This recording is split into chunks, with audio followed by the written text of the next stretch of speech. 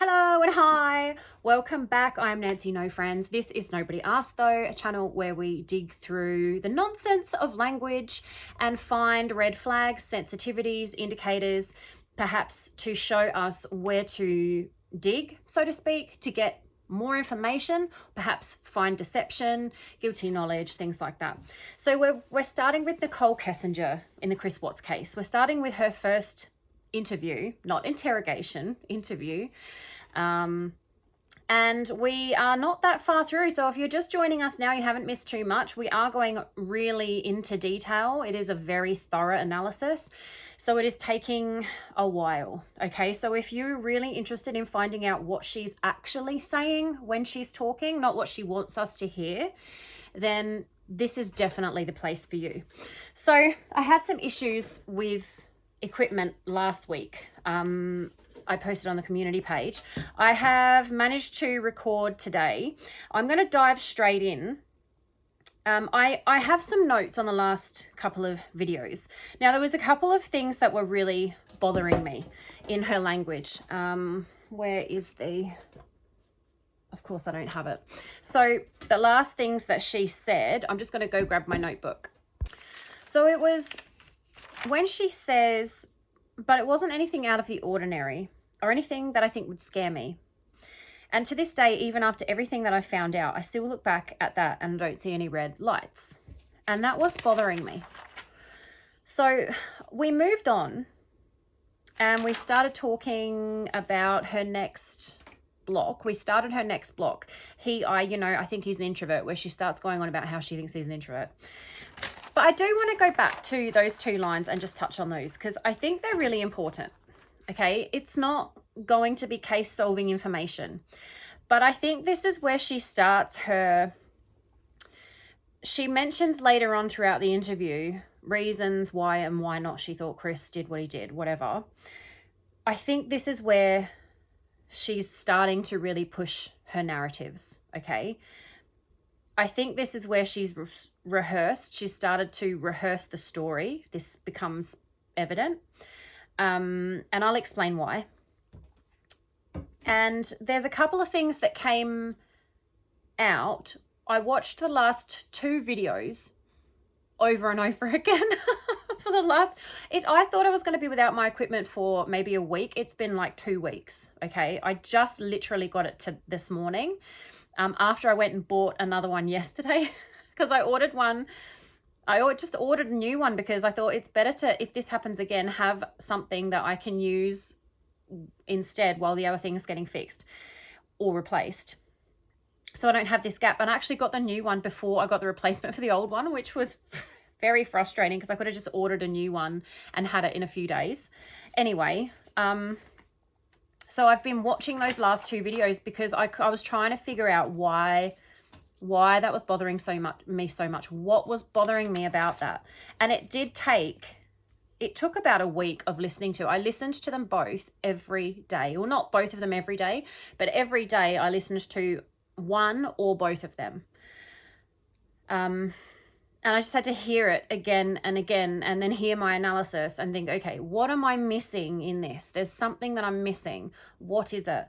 And as I keep saying, in language analysis, there is no opinions. There's no assumptions. So I can't just say, what do I think this means? I can't say, look at the situation, look at what happened at the evidence, and then fill in the blanks. I can't do that. So I was just listening to the language over and over and over and listening to my analysis and thinking, okay, what am I missing here? And it finally came to me that it wasn't just one thing. It was various things that I've pulled out of there, but I think I have finally figured out what was bothering me so much. So I think I can now move on from that. But I want to tell you what I found. So I've been keeping notes on my phone because I'm not at home while I'm listening to these things. I'm driving, I'm out running errands, I'm doing whatever I'm doing during the day, working, all that sort of stuff. So whenever I have a spare minute, if I'm having lunch, if I'm driving somewhere in the evenings, I have my earbuds in, if I'm cleaning, whatever I'm doing, and I'm listening to these interviews. So if I hear something, if I think a thought, I think something for the analysis, I grab my phone and I just put it in my notes section, okay? So I've got like a whole, and not just for one video, I do listen to other videos. I try to listen to everything after I've uploaded it in case I've missed anything for our catch-up videos. And if something's bothering me, I will listen to those ones over and over again. So I've got it here. It's just on my phone, because if I didn't record this video right now, I'm not going to be able to record now for like 3 days. So I got the equipment. I've got a spare couple of hours today, squeezing it in, but it is daytime, guys. It's daytime. So I don't know what's going to happen today. I've already had a couple of interruptions just while I was trying to set up. So we'll see. We'll see what happens. But look, if it's a short video, it's a short video. I missed my uploading schedule this week because I didn't have my equipment. So I'll try and record. So I won't be able to record now for 3 days, about 3 days. I'll try and record, you know, a few days in a row and upload an extra couple of videos next week. Because I just don't want to fall behind on this analysis. It's taking so long as it is, right? So now where is it? There is stuff. That's that comes later. Oh, because when I listen to Veriscope's videos as well, when he's doing the analysis, because he goes through at the conversational speed. So he goes through quite quickly. He doesn't break it down word by word like what we're doing. He does it the same way when I was listening to it initially and red flags jumped out at me. It's listening speed. It's conversational speed. So I take notes when I'm listening to his videos as well, in case when I come to do, because he's way ahead of us because he's going through it so much faster, even though I actually started before he started his videos. When I get to that part, if what I'm thinking when I'm listening to his analysis, if that doesn't come to me, because like you can see here, the things I've written down here and the things that we're picking up in real time on the video, there's extra stuff coming out. So I don't want to miss anything. So I do take notes when I'm listening to the other videos that, like What's the Obsession, Rabbit Hole Rocks, Zawoki, all of those videos that I watch that cover the Chris Watts case. When I have thoughts of the analysis and things that I pick up, I write them all down and they're all in here. So all in one place so I can find them all. But I'm now going to have to find the parts that I'm talking about. So ordinary. Okay, still more stuff. That was Veriscope. I think that comes later. Demonstration of control. I think that comes later again, and would explain why. Okay, so and would explain why is part of this one. So it was just like, this is not working, you know, and would explain why. So and would explain why. Would is hypothetical. Would is not experiential memory. So it can be if it was a something that happened often, like something that happened more than once. It would. That's what we would do, like a routine. But I still want to flag it here because of the other language surrounding it that indicates fabrication, that this is also a red flag for fabrication, even though it doesn't necessarily always mean that. I still want to flag it here because would explain why also works in a hypothetical situation. If it happened, he would have explained why, right? If it happened. Still, in spite of, and reference to time. So still, I still look back at that and don't see any red flags. So she says, just so we don't get confused, it was just like, this is not working, you know, and would explain why. But it wasn't anything out of the ordinary or anything that I think would scare me. And to this day, even after everything that I found out, I still look back at that and I don't see any red lights. So still, she's thought of this before, right? Still can indicate longevity, like continuance. So it can also indicate like in spite of or reference to time. Like even though blah, blah, blah, I still. So it's kind of in spite of. kind of like an alternative. It negates something. But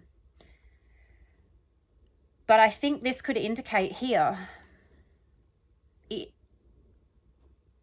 there wasn't anything out of the ordinary or anything that would scare me, that I think would scare me.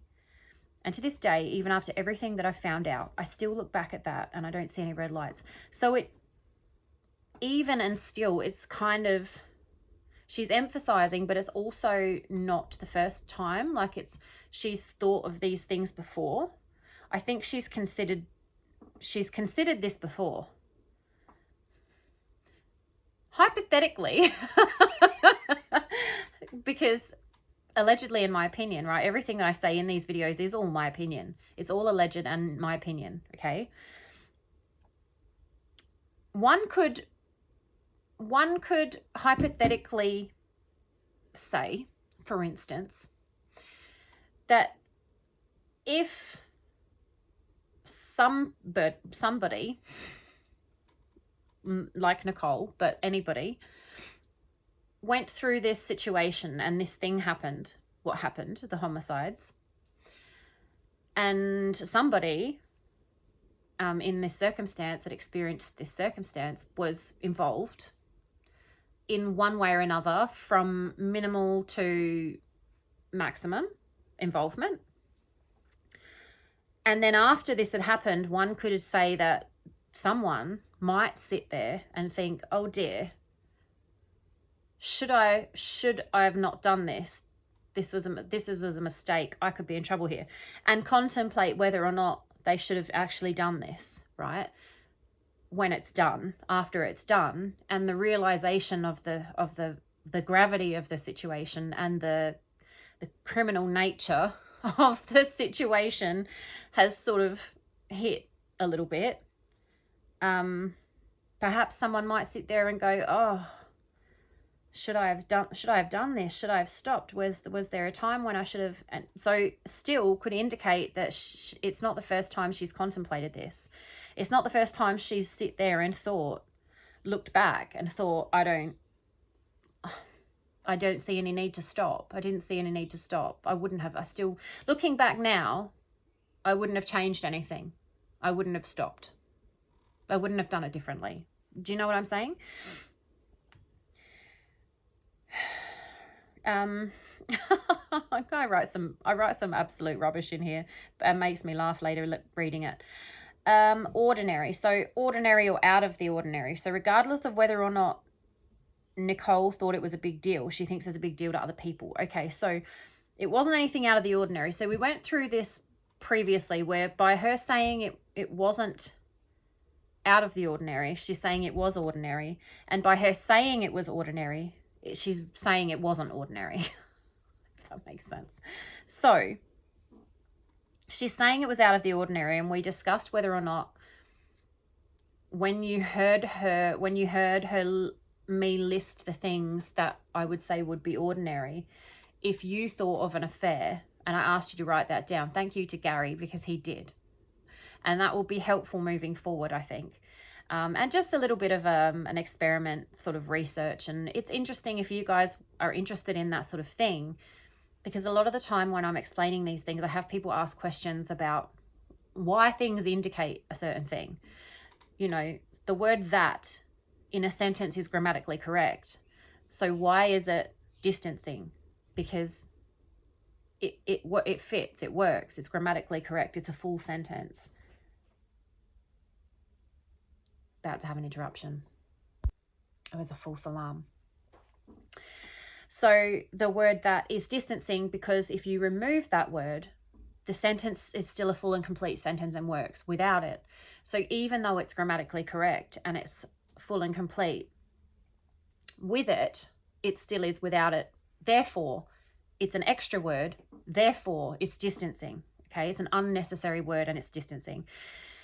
So if you're interested in simply, like I said, I'm not teaching, like Veriscope's sort of doing a teach as you go, learn as you go type of a format. I'm not doing that. But you are going to pick up and learn things as we go through this, because you just will, from repetition, from I'm going to be explaining why these things mean what they mean, because I want this interview to be useful to someone who might be able to use it moving forward. And it's no good me just going through and saying this means this if I don't explain why, so that person can understand, okay, this is why this means this. It's more, it might be more comfortable for them to lean on this if they understand it, if that makes sense. It's not just me on YouTube making a video saying this means this and that's what this means because I said so. It means that because of a reason. So I hope I'm explaining it well. I probably am not, because I'm not a teacher, I'm not an instructor. I just want to do this. I want to, hopefully this can help. So anyway, that's the end of my rant about that. But if you do put information in the comments like that, then when we watch the videos and new viewers watch the videos and we go into the comments, we can see that in real time. It's our own little, what do you call it? Like survey, I guess, a little bit of research.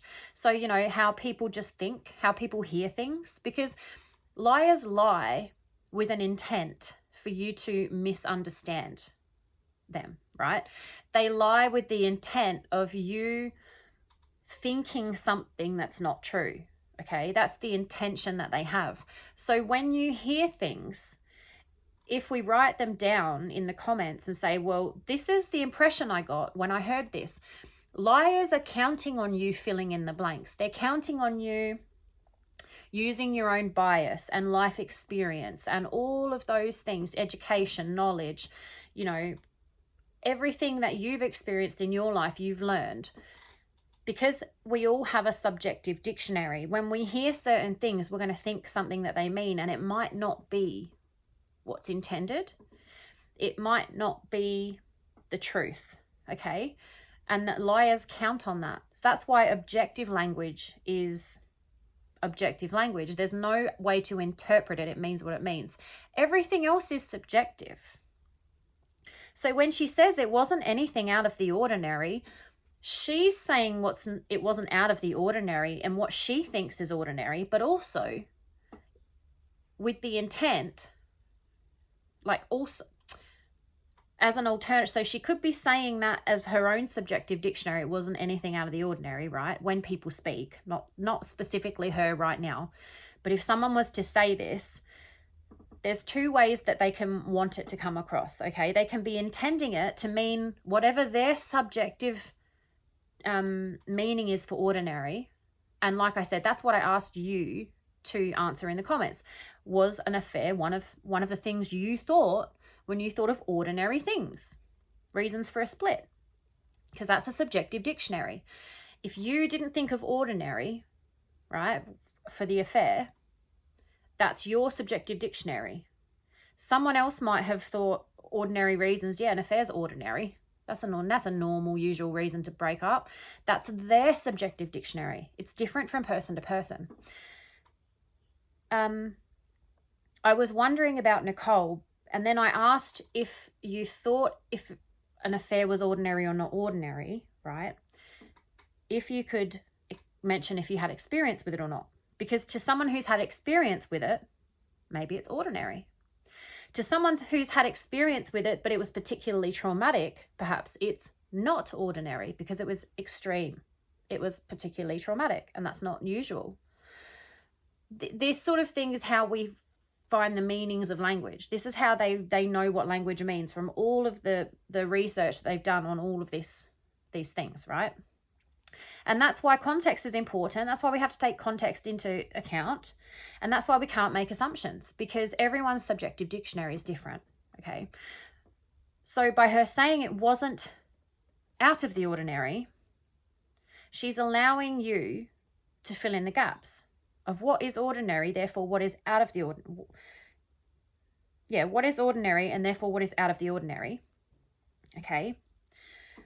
But the other reason that a person can do this is because of their belief, their subjective belief, right, of what they think others think. Okay, so she thinks that an affair is out of the ordinary, she said here it wasn't anything out of the ordinary. It wasn't an affair. Does that make sense? So that's why I asked that in the comments. Anyhow, I think I'm getting off track again. Yeah, mentioning stuff in the comments and what you think and what's come to you when you hear certain things is just a good way of us doing sort of a little survey and doing some research in real time, so that when we watch these videos, people that watch the videos and read through the comments, it's interesting. It's interesting to see what people think, right? So I think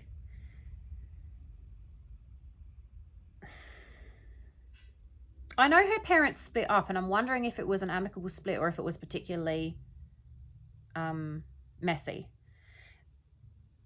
But I think that she said this because she thinks that other people don't think an affair is an ordinary reason to split.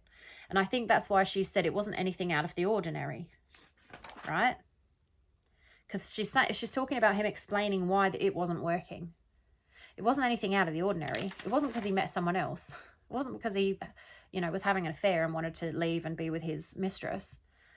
So regardless of whether or not she thought that an affair was ordinary or out of the ordinary, I think she might think that other people in general would think an affair is out of the ordinary. And that's why she's saying this here, because she does mention this later. It comes up later in the interview, the reasons, and that she doesn't think the affair was a reason for any of this, which of course it had to be some kind of a reason. It had to be involved in some way because it was part of the circumstances.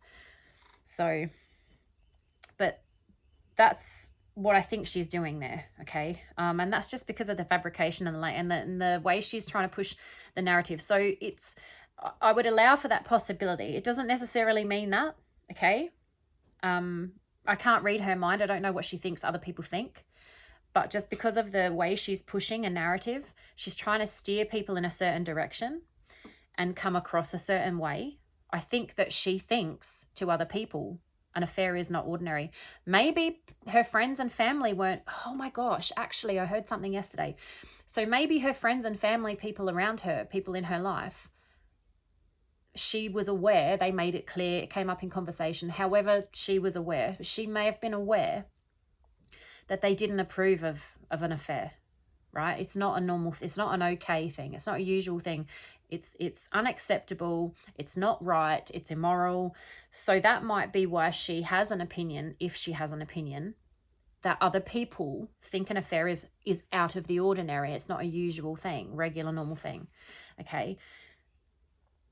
It was Rabbit Hole Rocks that I was watching yesterday, and she pulled up a text message between Nicole and Charlotte.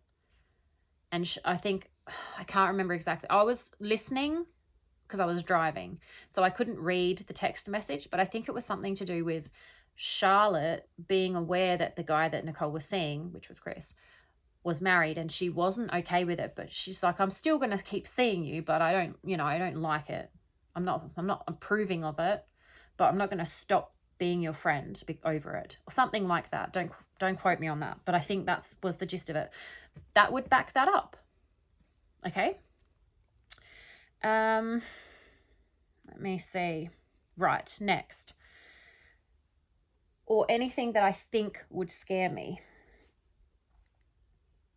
So the word scare was bothering me, okay? I kept coming back to it over and over again. Now, I think I've figured it out. Scare was just an odd word to be in there. It's an odd word, a strange word in the context. I think part of the reason for it is she's victimizing herself. Like, it's victim language. She's putting herself in a position of the one being to be potentially scared, right? But after listening to it over and over and over again, worry or concern would be a better type of word to put there, right? Because she's being asked, did Chris ever say anything to you that now looking back would cause you reason for concern? Like, is a red flag now looking back, given hindsight of what's happened, looking back, now that this has happened, actually he did say this that now looking back seems a bit strange or seems concerning, right? She doesn't say concerning or worrying or strange. She says scare, would scare me. Why would she be scared? Firstly, she's looking back and she wasn't scared. So what I think would scare me, well, she wasn't scared, obviously, because if she was, she would be looking back saying, well, this scared me.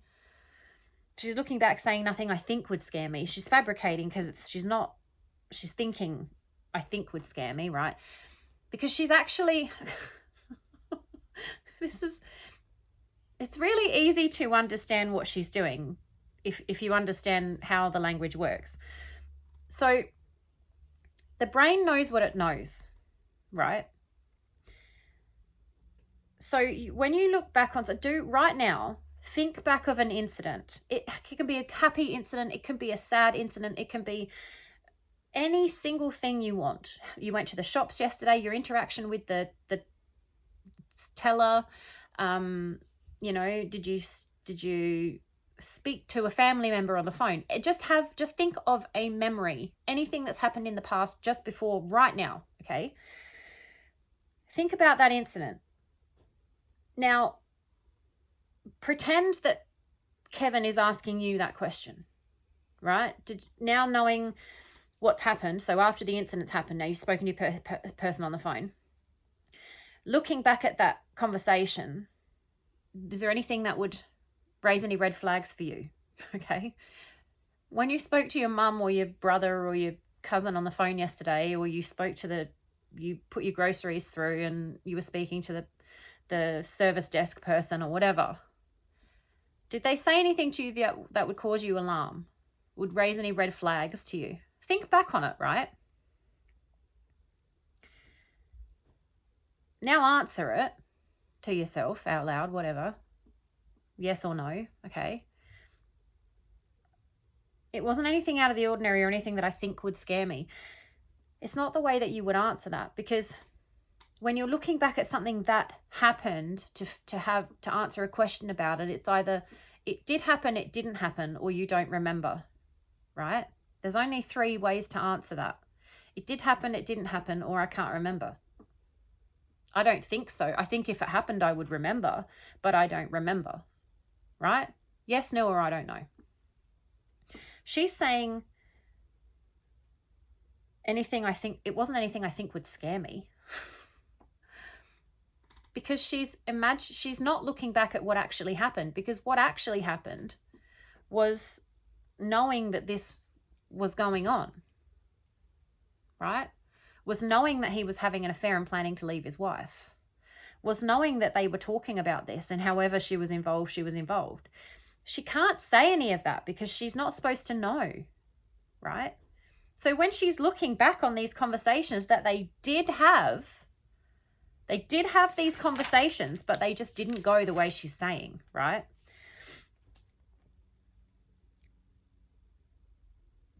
She can't say with experiential memory the answer to the question truthfully, okay? So she's fabricating it, but because she's fabricating it, she's looking back on a conversation, remembering explanations that never happened. So it's not anything I think would scare me because it never happened, right?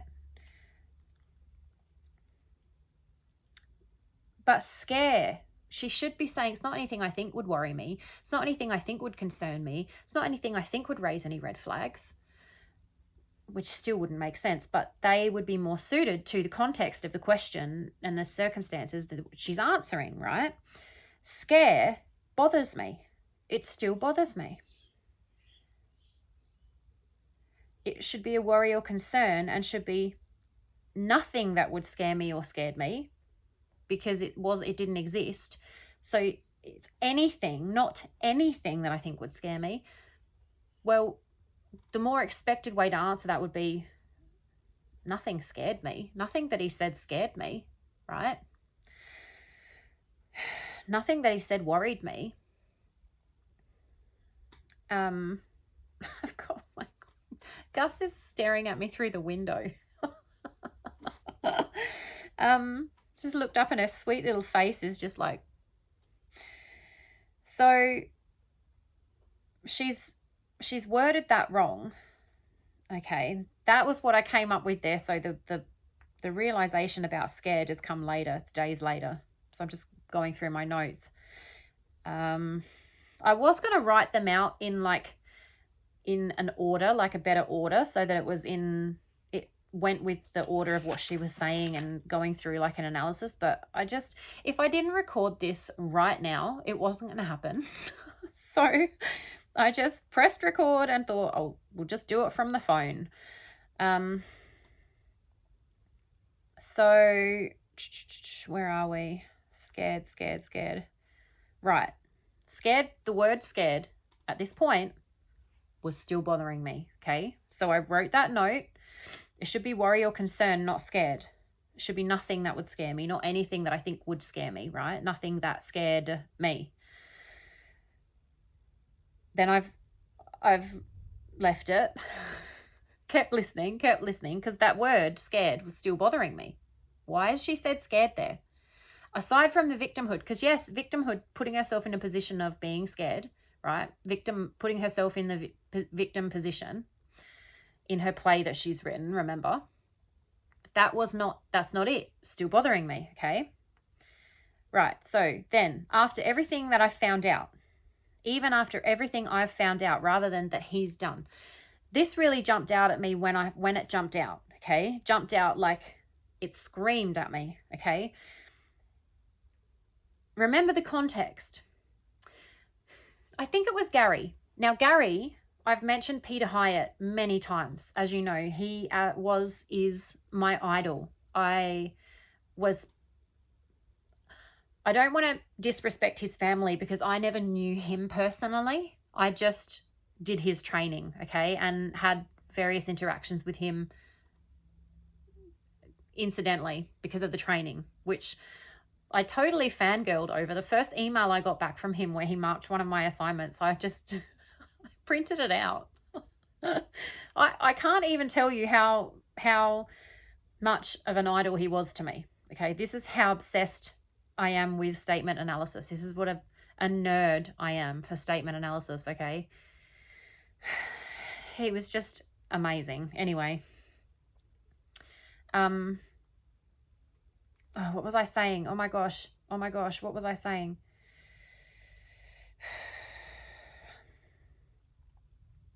Right, context. Gary went and looked at Peter Hyatt's video. If I could edit, I'd edit that out, but you're going to have to just sit and watch my confused deer in the headlights stare on the camera while I tried to remember what I was talking about before I went off on a tangent. Sorry. So Gary went to Peter's channel, which is still up, and he found a video on Nicole Kessinger's interview. And I remember watching this video because I wanted to hear what Peter had to say about this. So he did, and I've gone through, and I'm actually going to do a video on Peter's analysis of Nicole Kessinger's interview, because Peter concluded that she didn't have guilty knowledge about the crime before or after a cover-up. Now, just because he's my idol doesn't mean I can't disagree with him, because I do disagree with him. However, there are certain caveats to that. So, firstly, he said he wasn't familiar with the crime. He did cover Chris Watts's interview, and he said he did use that in some training. I didn't see that in any of my training, so that must have been... he did... I'm in Australia, so I did online training. I did his course, okay? I didn't go to his seminars or workshops or anything like that. So he may have been talking about that, because I didn't see any Chris Watts.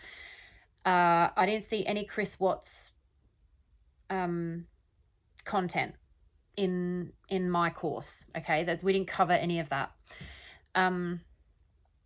So he was interested in Chris's. I would actually love to see what he had said about Chris's language that he used for training. That would be interesting.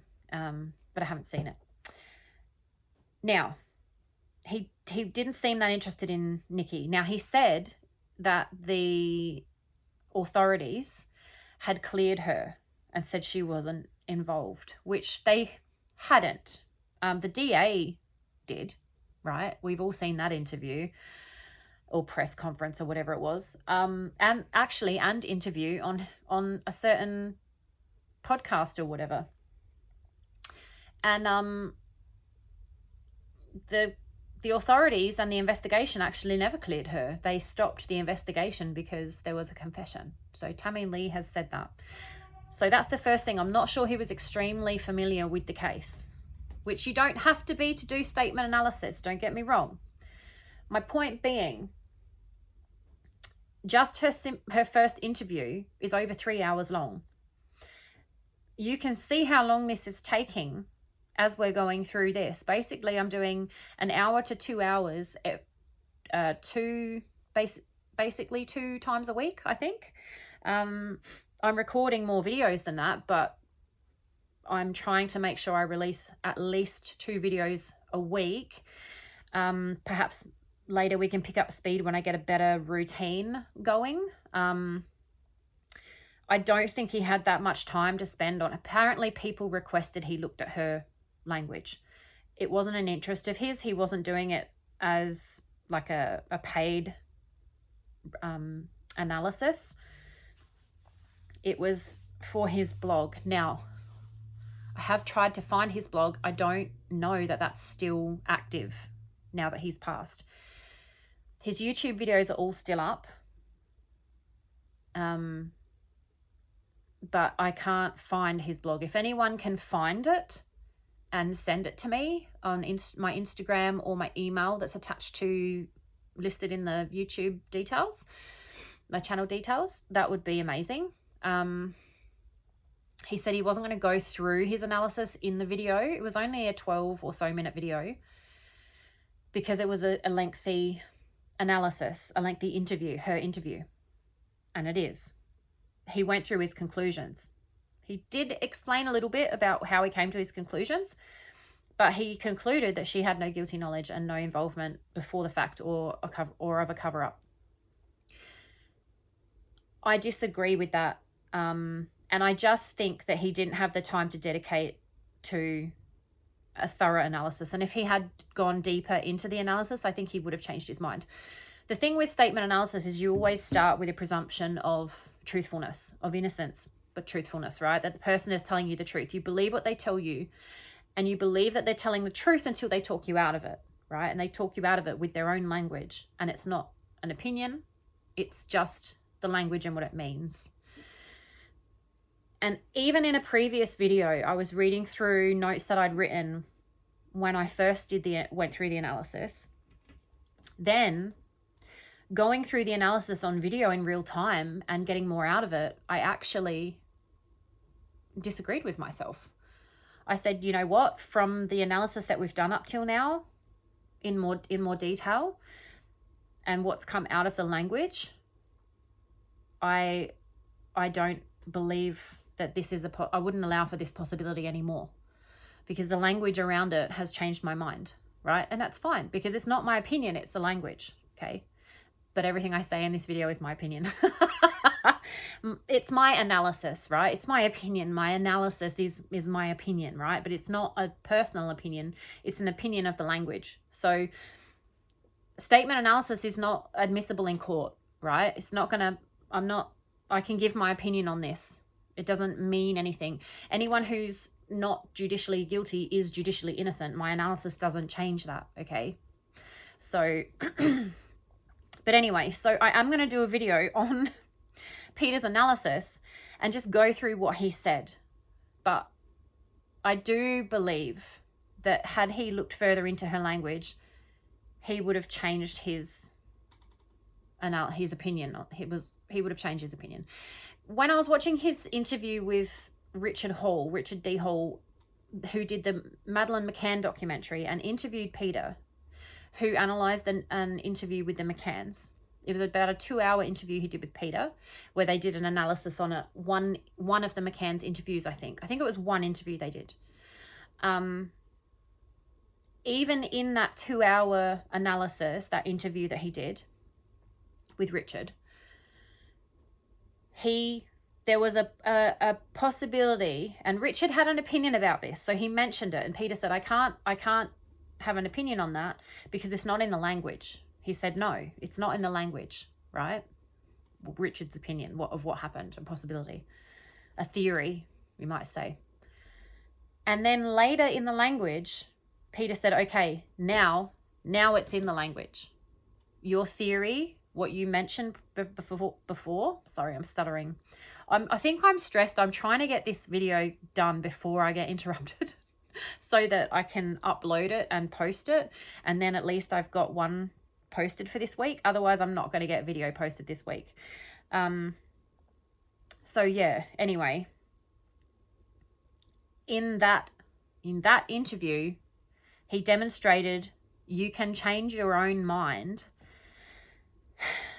during an analysis, during analyzing an interview, an interrogation, a statement, whatever it is, because the language will guide you. The language will either guide you this way or it will guide you this way. So the language is going to take you down a path where that's not possible. You're not going to allow for that possibility. Or the language is going to take you down in the direction that, yes, I would allow for this possibility. And however strongly that might be, right? It might just be, I'm allowing for the possibility because of the language, but, I'm not leaning towards that, but I have to allow for it.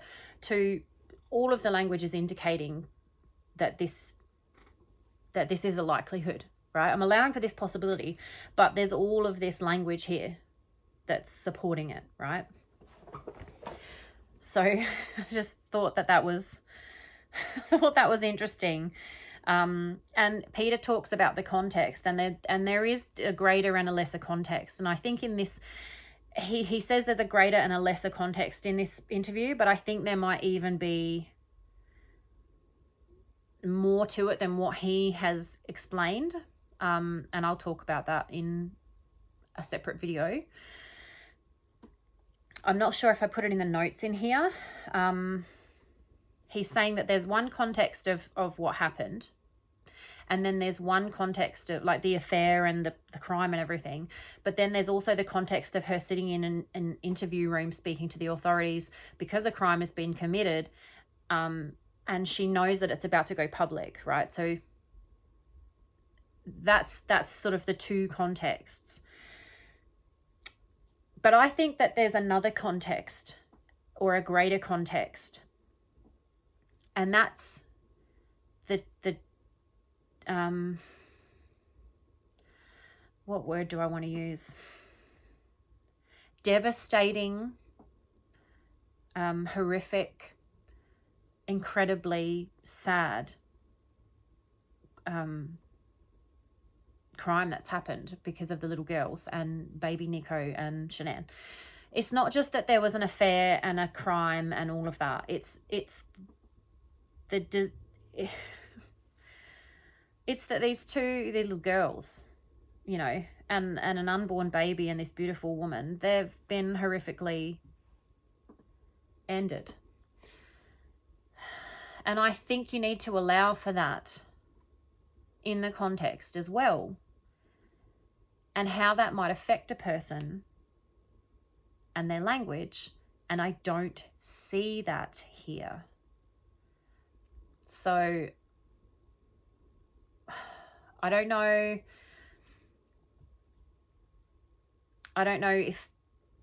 if Peter took that into account in the greater context of the crime, but having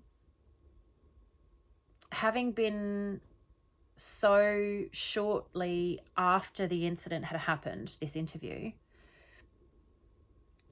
and having been so close to the person involved, I feel like the context, she should be more affected, and she's not. anyway, I'm going to leave that, the whole Peter side quest. I'm going to leave that one there for the moment, because I am going to cover his analysis in a different video, because I want people to understand that Peter's my idol, and I think he was the best in the world. I think he was the best at analysis. I just do, okay? If you want to disagree with me, then we can fight about it. That's fine. It's just fine. But the thing about analysis is, if you do, like Veriscope, I agree with everything Veriscope's saying. He's doing a conversational speed analysis. It's not an in-depth analysis. He's not been hired and getting paid to analyze this interview, where he would go in depth and write a report and, you know, allow for this and support all of his, you know, allowances or whatever, indicators or whatever, however you want to word it. Some people word it differently. He is very similar. I don't know if he studied with Peter. I don't know where he had his training, but he is very similar to Peter. I agree with his style. I agree with everything that he says. He's never said anything that I disagree with. Like, I have other channels and people, when I've heard their analysis, I'm like, no, you shouldn't say that. That's not right. And you can, the deeper you go into something, your opinions can change, or the analysis can lead you in a different direction. And I want people to understand that. So just because Peter said she's been cleared of any guilty knowledge by the authorities, and I don't see any guilty knowledge here, no guilty knowledge indicated, if he went deeper into it, he might change his opinion, okay? But he can't now. So it is what it is, but we're going to go through his analysis and what he said, because I do agree with everything that he said. Because in the context that he was putting it, was in the context that she was embarrassed and ashamed of having an affair, which is what this other channel made me so angry about, ironically. And in that context, if you give the benefit of the doubt and you make allowances for why she's not affected and why she's showing sensitivities, yes, okay, because it all could come down to the sensitivities are because of the context of being involved or somehow associated with this terrible crime that's about to go public and everyone's about to find out what you've done, like cheated with a married man. And it's going to be embarrassing. It's going to look bad for you. It's going to damage your reputation. You know, people are going to know your name and who you are and stuff like that. It's going to affect your life. So in the context of that, yes, that could account for sensitivities. But having gone deeper into detail, into the language, and taking all this context into account, I think it's more than that. Okay? I think it's more than that. I think the language indicates it's more than that, because I think that it's layered. These narratives she has and the sensitivities, they're layered. So I think, yes, the surface level is shame. No, I don't think she shows shame. Embarrassment, you know, and fear of what's to come, being scared that she's going to get embarrassed, but also being scared she's going to get found out as well. So there could be different layers to the fear and the embarrassment, right? And the all of the reasons they've made allowances for her sensitivities. If you dig deeper, then perhaps you revoke those allowances, right? Does that make sense? I hope I've explained that well. Okay, so after everything I've found out, rather than everything that he's done. Now, if we're looking at context, there's the context of the crime, right? Like I just said when I was talking about Peter. There's a multiple contexts, okay? There's like a overall context, and then there's a lesser context, and then there's like a subcontext. There's different contexts you have to take into account. All right, it's not just all one big context. Okay, so what's happened here? She was having an affair with a married man. She says she didn't know, right? Whether she did or didn't know is two separate options. Okay, sort of like spokes on a wheel. Okay, they're all coming off, right, of the center. So the center is the greater context, okay? This is what's happened. And then all of the spokes are different options and possibilities, right, for the reasons for these contexts, okay? So she said, I found out. She wants us to think, by saying I found out, she wants us to think she didn't know about it. Right, that's the reason for saying, oh, after I found out what happened, because I didn't know before, I just found out. That's her priority here. Okay, that's the first thing we see. That's the first layer, right? Because we went through this before. I said in a different video, her priority here is that she found out. She needs us to know that she found out here. Okay, right? Yes, that's jumped out. But when I listened again and again, the deeper layer there is that when what's expected and unexpected, and you look at the context, okay, of what's happened. She was having an affair with a man who's done this stuff, right? She didn't know, apparently. Okay, but the important thing for us to see here is that she didn't know. She found out, okay? But wouldn't the priority here be putting it on him? There's this massive, unbelievably horrific crime that's happened, and she's saying she didn't have anything to do with it. But she's not emphasizing that. She's not putting it on him. She should be putting this all on him. She is putting it on him, but she's doing it subtly. I don't know if I'm explaining this well. Please put in the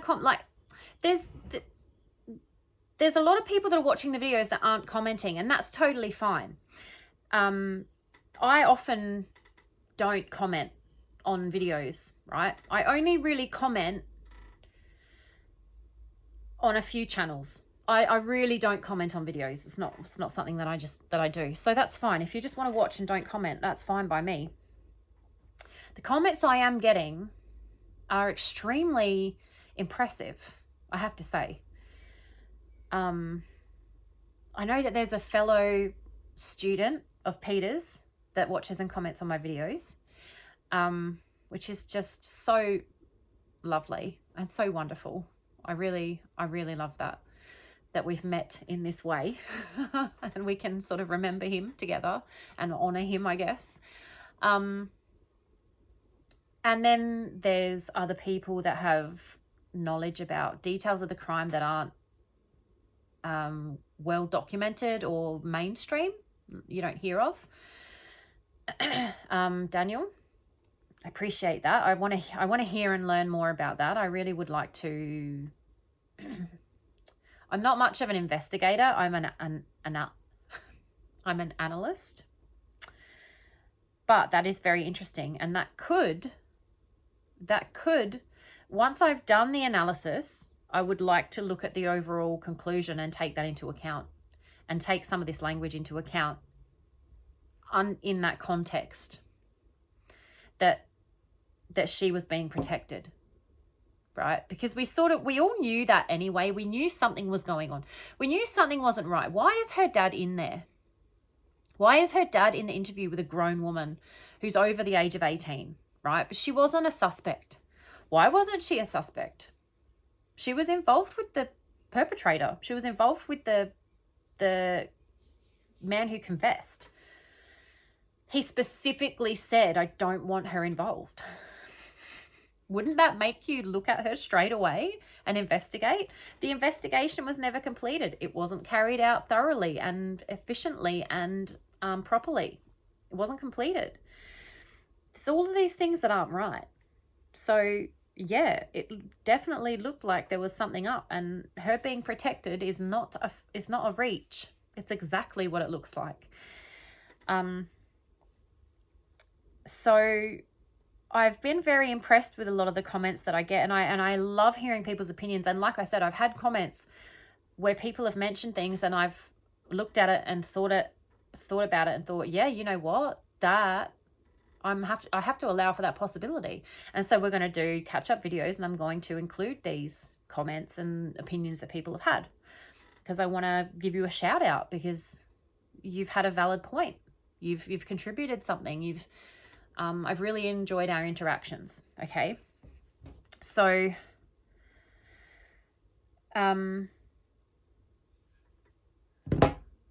she should be emphasizing the horrificness of this situation and what's happened. And she should be shocked, I guess. She should be, and when I say should, I mean expected versus unexpected. We would expect, right? She should be blaming him, right? But she's only blaming him in a way that puts it on him and takes it off of her. But she's not emphasizing that he's done this horrible. I can't believe, like, the situation that I was in, okay? And I did post an article on my community posts about the incident, in case you wanted to read it, what happened, right? I don't think I didn't put a picture of him there. It was the picture they used. I don't know how they could have found a worse picture than that too. Like, that's not what I remember him looking like. But I hadn't seen him in many years. Anyway, once the mask is off and they've done these horrible things and you know they've done them, it's like they don't look like the same person. She actually did say that too, and I wonder if she read that somewhere. Because Amber Heard said that as well in her court case about Johnny Depp. And in my experiences, and I've had multiple different experiences, which is why I have the anxiety and the PTSD that I have. I've explained experiences that I've had in the same way. So I wonder if she's taken from real victims and she's using that. I'm talking about Amber Heard here. And Nicole, I wonder if she's taken that from real victims, things that she's heard, people talking about these things, and she's rehearsed that. And we'll get to that part as well. We'll get to that part. But when I think of my experience, I think he's a monster. I call him a monster. Right? I've said, you know, I wanted nothing to do with him. I thought there were red flags. I was scared, right? At one point he was overbearing, he was aggressive, he was obsessive, he wouldn't leave me alone. I'm happy to throw all of these negative labels at him, right? I'm happy to weigh him down with all of those negative descriptions, okay? I'm happy to do it. And I can't think of descriptions bad enough for him. That's why I call him a monster. What he did, I'm going to get upset. What he did was horrific and disgusting, and he's a monster, okay? She's not talking about Chris like that. I'm sorry. She's not talking about Chris like that. Why? Why? She wants to put the blame on him, but she doesn't want to label what he's done as evil, horrific, you know, whatever the worst descriptions you can think of. She doesn't want to describe his crime and what he's done in that way. Now, why? The only reason I can think of, and this is not analysis, right? This is me thinking in context, okay? And you can think yourself the same thing now. Pause the video if you want. Have a think about it. Why would she not want to associate him and the crime, not just him personally, but him and what he's done, the crime he's confessed to, okay? That's very important. With these negative and very heavily negative descriptions. The only reason I can think of is that she was involved with the crime, right? Being involved with him doesn't matter. Being involved with him, she can still label him all of these things for what he did, and it doesn't affect her. She just had bad judgment. He lied to her.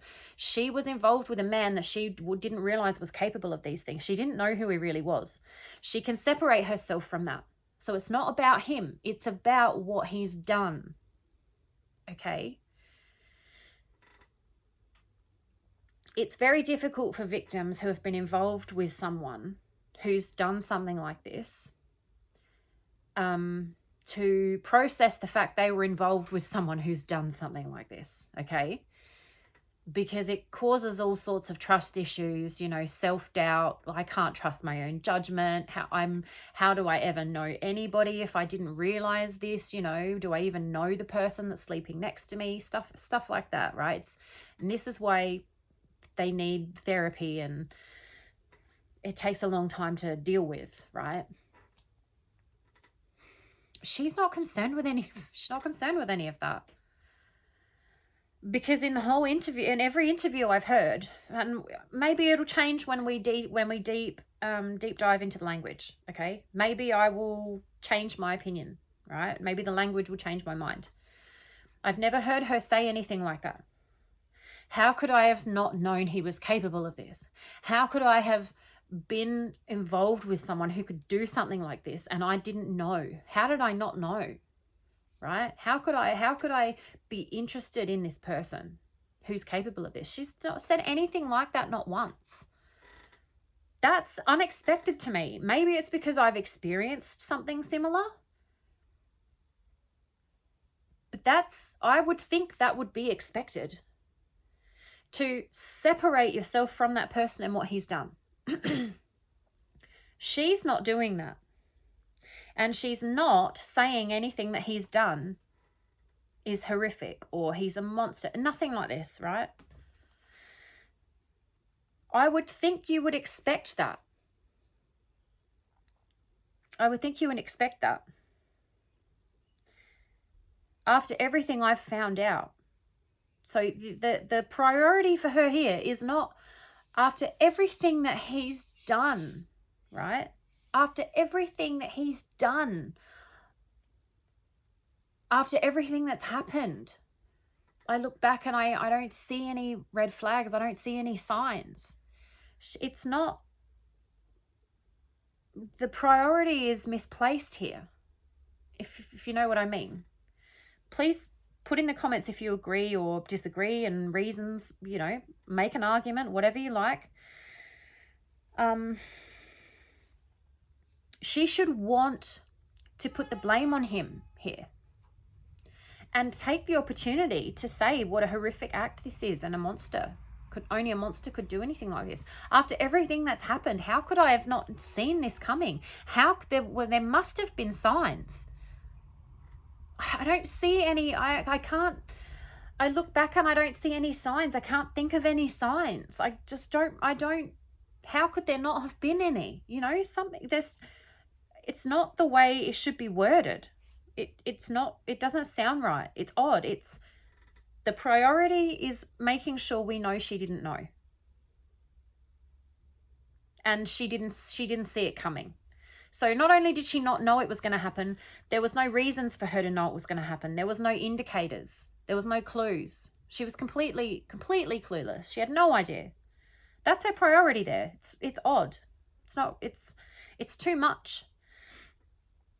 Her concern is for herself. Peter does say that in his video as well. Her concern is for herself here. And he's got a point. He says that the victims are no more. They're beyond help, right? So her concern is not for them and finding them, because they are already found and it's too late, right, for them.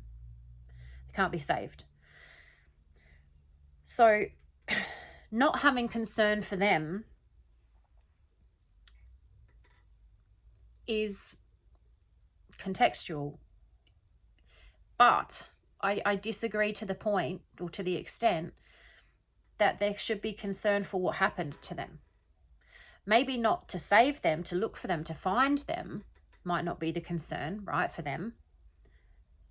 But empathy, grief, shock for what's happened to them, there's none of that, which I don't find to be expected. All of her concern is simply for herself, but not only for herself, is making sure that you know that she didn't know, right? Not just what's going to happen to me, because that might be expected too. I would allow for that possibility, that her concern for herself is what's going to happen to me now. Her concern isn't what's going to happen to me, knowing I'm innocent and I'm associated with this man who's done this thing. What's going to happen to me now? You know, what's coming?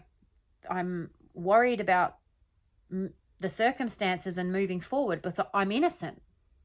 I did not do this. So, you know, how is this going to affect me now? What's going to happen? It's all I didn't know about this. And she's trying to stay so calm and cool and collected. If you were innocent and you were worried about what's going to happen, you might not be concerned with being calm and coming across like you're a calm and collected person, that you've got your yourself together, wanting to seem like you're very composed. It just doesn't fit to me in the context. It just doesn't. Maybe that's my subjective view, right? Because I'm an emotional person. But when it comes to the expected versus the unexpected, I would say objectively, there's certain things I would allow for and certain things I would expect, and certain things that I would not expect, or maybe to a lesser extent. And it's just not fitting, okay? Objectively, because in my personal opinion, I know what I think and how I feel about this, and maybe at the end I'll share that. As we go through, I do share little bits about my personal opinion, and I always will stipulate, this is me, this is what I think, this is not the language, okay?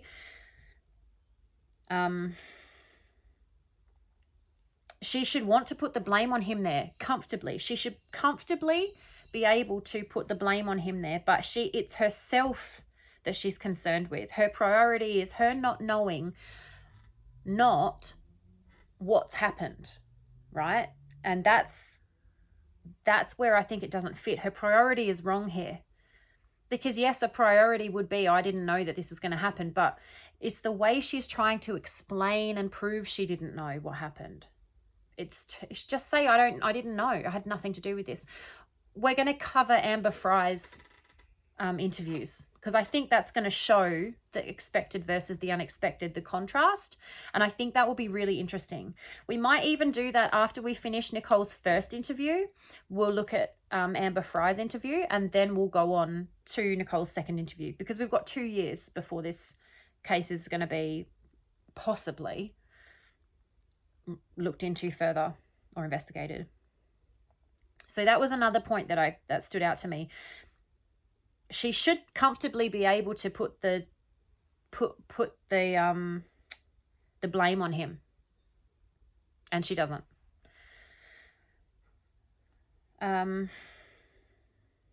Ordinary versus extraordinary.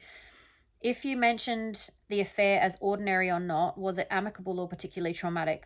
Would that impact ordinary versus extraordinary? Okay, so I think I mentioned this previously in this video. When I asked in a different video, the last video, or one of the last two, to put down in the comments if an affair was something you thought of as an ordinary reason for a couple splitting up, or if it was not an ordinary reason. And if you, I don't know if I mentioned it in that video or not, but if you could put whether or not your experience, if you've had experience with it, right? And if that experience was particularly traumatic, or if it was amicable. Because I feel like if you've had experience with it, that might impact or doesn't matter, your subjective opinion about that, right? Your thoughts about that, your subjective yeah, I guess it's an opinion, I suppose, about whether or not an affair is ordinary or not, right? That's subjective, that's personal to everyone. If having experience with an affair in your life, parents, siblings, yourself, whatever, you maybe you were the mistress, whatever it was, whether if you've had an experience with it or not, right, that might impact or influence your subjective opinion about it being ordinary. And if you've had an experience with it, whether or not that experience was particularly traumatic, or if it was an amicable experience, that might also influence or impact your subjective opinion on that being ordinary or not, right? Because if it was amicable, you could think it's ordinary. People meet someone else, they fall in love, they split up, it's amicable, it happens, right? You might think that's an ordinary thing. But if it's particularly traumatic, might not be ordinary, because that's not usual, right? To have a really, really bad breakup over an affair, okay? And it's affected the family forever. You know, there's siblings don't talk, you know, parents and children don't speak, they're completely cut off, you know, that might be out of the ordinary. So that would be interesting to know, right? I mentioned that before, but this is in my notes here. Anything that. So even after everything that I found out, so she's found out everything, implying she knew nothing and that she's found out about all of it, right? So she's added the everything, even after everything, it's very emphatic, it's emphasized, right? Even to this day, even after everything, to this day as well, makes me think that there's some kind of, it's kind of like still to this day, even after everything I found out, I still look back. I think she's looked back on this before. But yeah, even after everything that I found out, so she's found out everything. But she also doesn't tell us what she's found out. So by telling us she found out by saying after everything that I've found out, right? Everything implies all of it. Everything implies all of it. That's what you think when you hear that word. But the way she's worded it isn't after I found out everything. Even after I found out everything, right? Which still would allow for information that she didn't find out. But it encompasses, it's more inclusive if you move the word everything to the end, because you've qualified with found out. The everything only relates to what you've found out. Are you following me? If there's stuff that you already knew, right, you can hold that here and say, even after I found out everything, there's still stuff that you could have known that you didn't find out. So it's not included over here, right? It's very sneaky. It's less if you move the word everything, okay? Because after I've found out everything, you found out everything, right? It would imply that there was less that you didn't know, like there was more that you found out, like you found out all of it. There still might have been some that you didn't find out you already knew. but it implies that you found out everything more so than the way she's worded it here. Even after everything that I found out, the everything here, she's distancing from found out as well, right?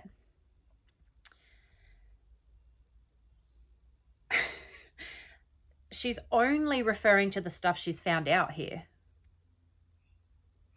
So even though when you hear her say this, it makes it sound like she's found everything out, that she didn't know any of it, right? She wasn't aware of it.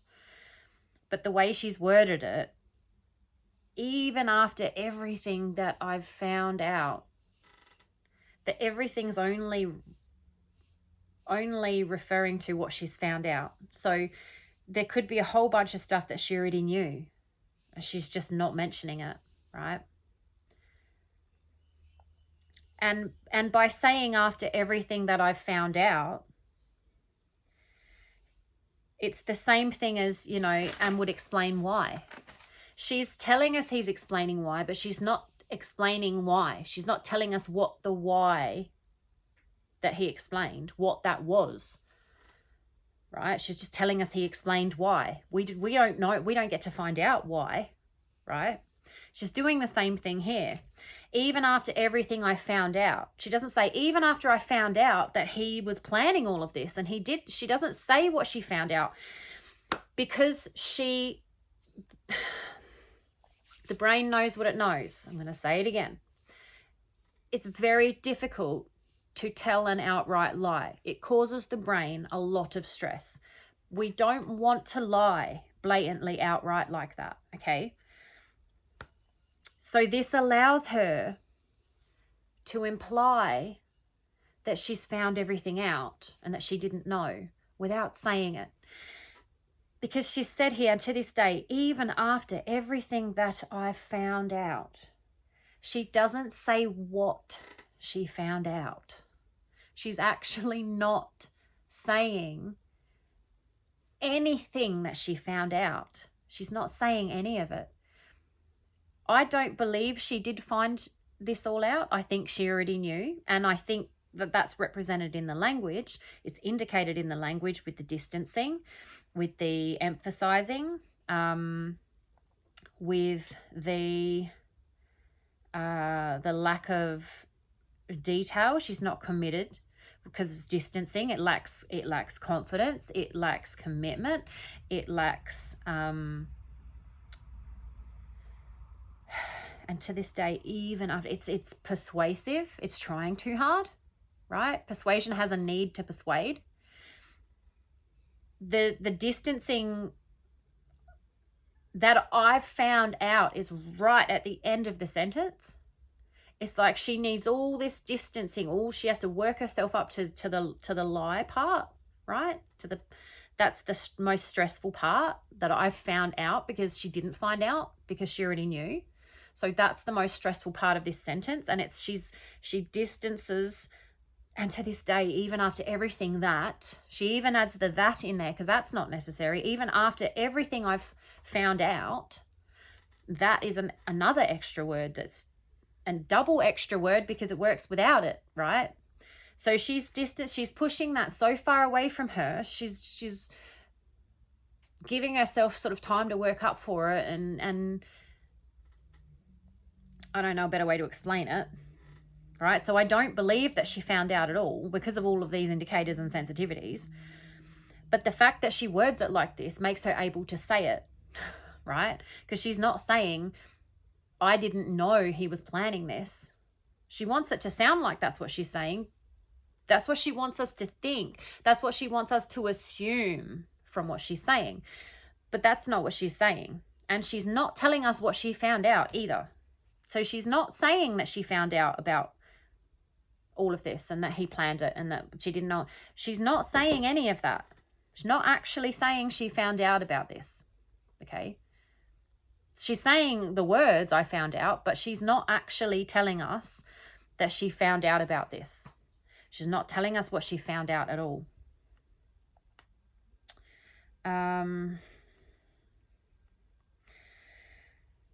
Yeah, so I think I mentioned this before, when she's describing Chris, who Chris was. She didn't know him at all, and possibly that's why she seduced him so hard, because Shanann required a lot from him emotionally and mentally, which probably made Chris feel inadequate. And I feel like Nicole didn't require those things from him. Those deeper things. She only required shallow things, physical things, you know, and the text messages and the flirting and stuff. It's very shallow stuff, right? I think that's all she required from him, and that made him feel adequate. That made him feel like a bigger, better man, right? And I think that's what was so seductive about her to him. Okay. I mean, obviously she was physically, stereotypically fit. She was fit. She was attractive, whatever. If she's your type or not, whatever. She was dedicated to, you know, being healthy, and she had a very healthy looking, fit looking, attractive body, I suppose you would say.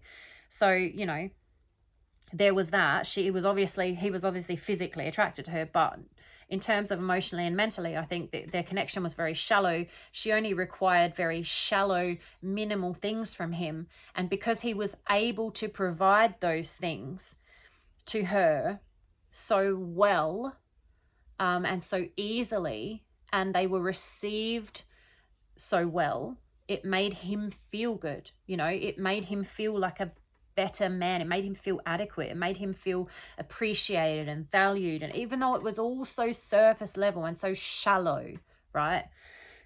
Add on top of that the list that she played on, and it would have been irresistible to him. Oh, lust. Autocorrect. Add on top of that the list that she played on. Like, what list? Was lust. Autocorrect has done me over there. And it would have been irresistible to him. The seduction, the physical attraction, the lust, the way she made him feel like he was adequate and he was providing and he was more than enough, you know, like he was this man that was so satisfactory. It's not the right word, but you know what I mean.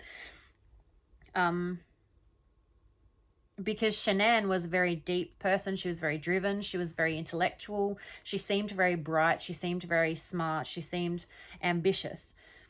I feel like he just would have felt he was never enough, right?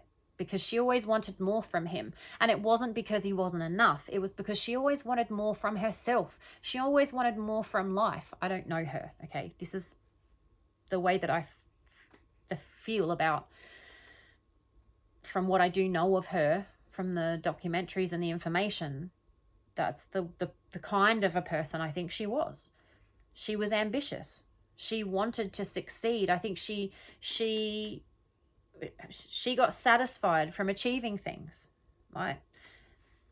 Whereas I think Chris was happy to just cruise.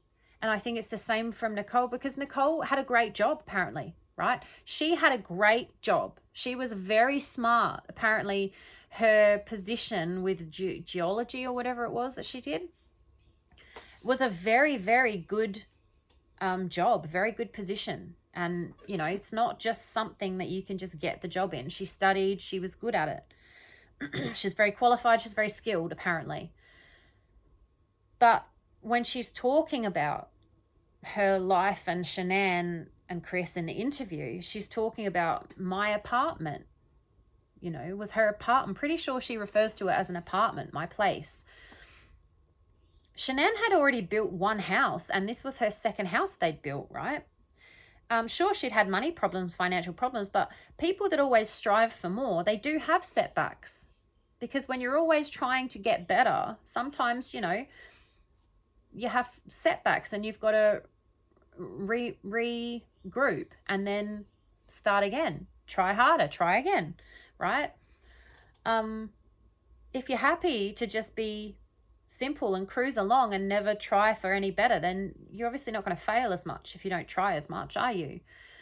So she's going on about her apartment and the furniture that she has, and you would never know that it was from, I got this from Craigslist and it had a dent in it and blah blah blah.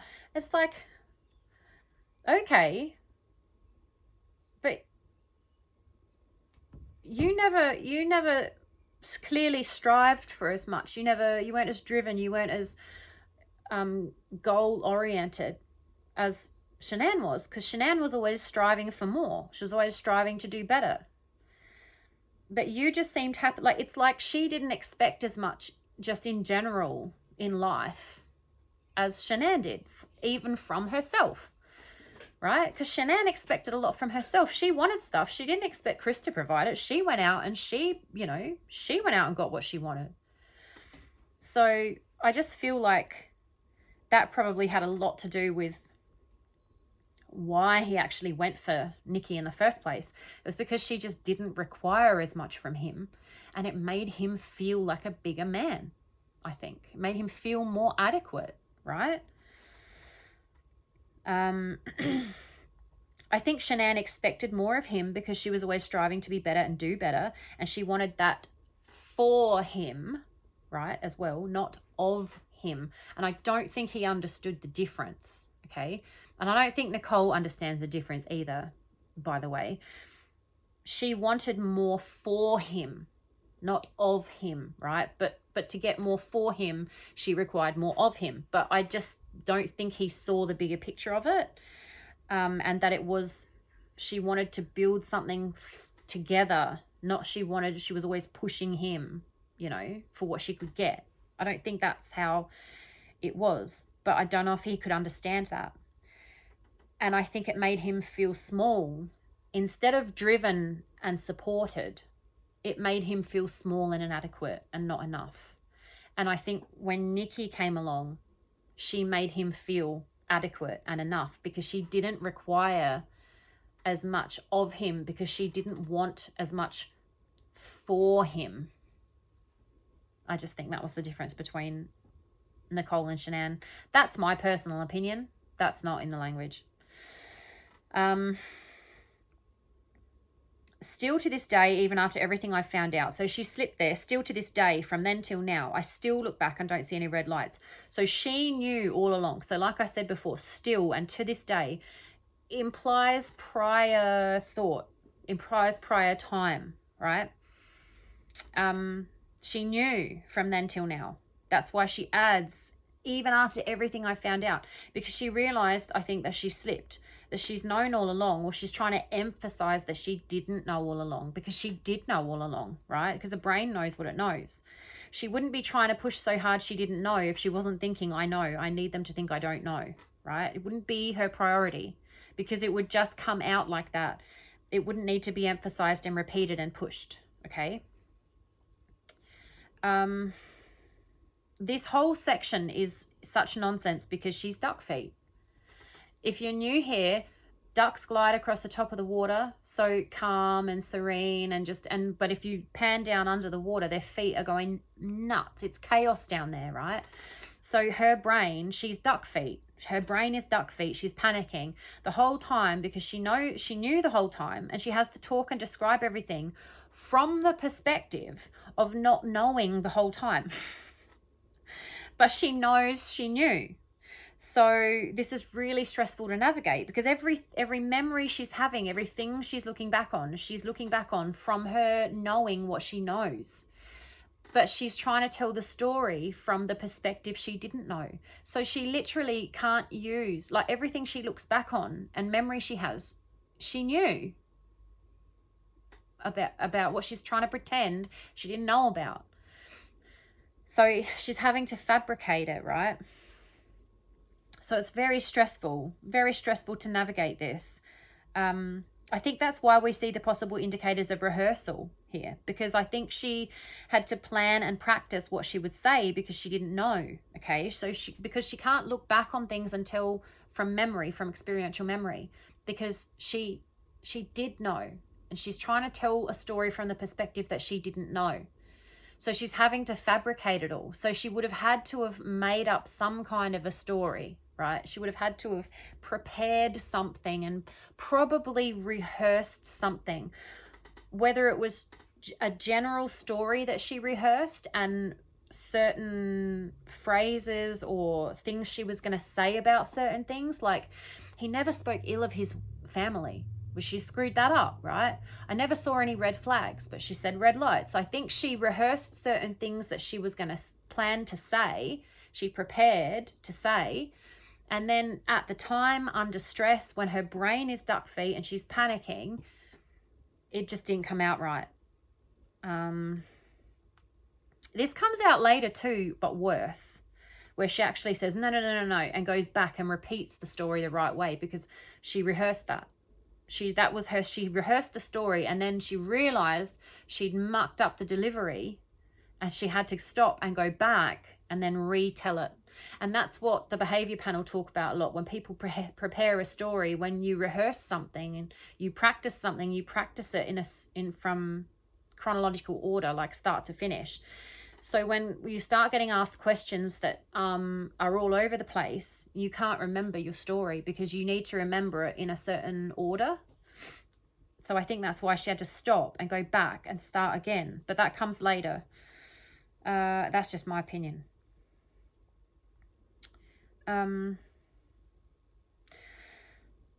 I think that's why we see the possible indicators of rehearsal, because she had to plan and practice what she would say because she didn't know, and everything she's saying is fabricated. That's why it's so sensitive. The important question to ask is always why. So why is this such nonsense? And that's why, right? Why is there so many qualifiers and so much distancing, and why doesn't it make sense, and why she used the wrong phrases and terms, and well, she's panicking. It's all sensitive. It's sensitive to her for a reason. Why is it sensitive? Because of guilty knowledge, right? You allow for the context. So Peter's allowed for the context that the sensitivities are present because she has concern for the situation and what's to come, because she wasn't involved, right? She's worried about her reputation, she's worried about what's going to happen. I think it's deeper than that. But the why is the important thing to always ask.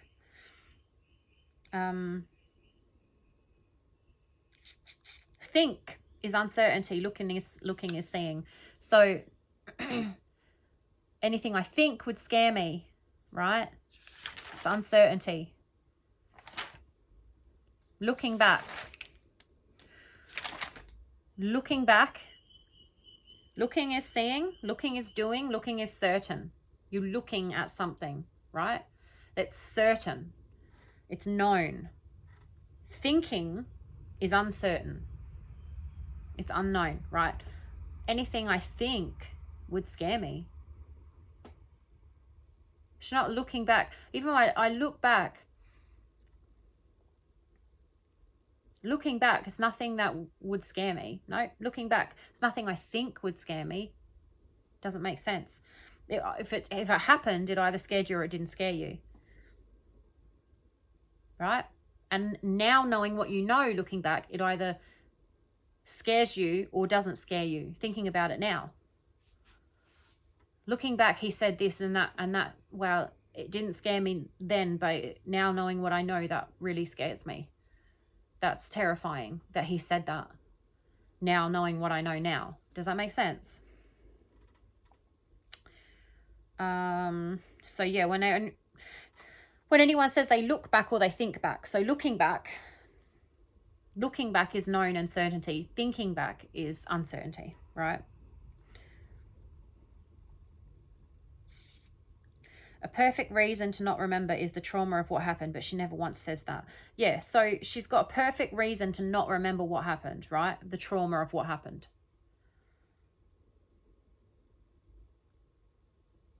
So when something's traumatic, right, when you experience a significant, I think it's like a hormonal rise, Peter talks about this in his video as well, it's like it brands the memory.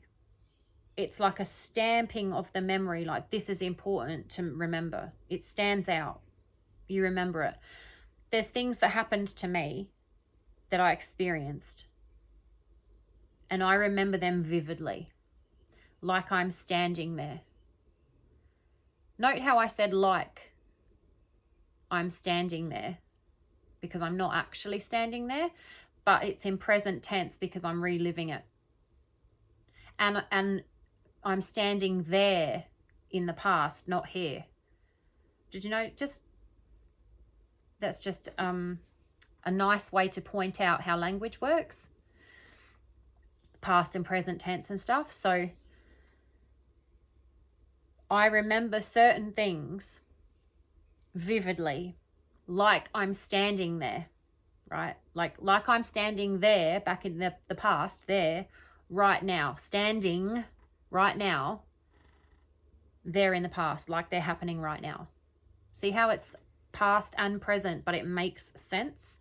Some things are past and present and don't make sense. That's a sentence where what I'm saying makes sense linguistically in the context of what I'm talking about. And often you'll find that in trauma. The language of trauma is slightly different because of the context. So the sensitivities don't indicate guilty knowledge or deception, they indicate trauma. Okay. But that's something else entirely. That's a whole nother conversation to have.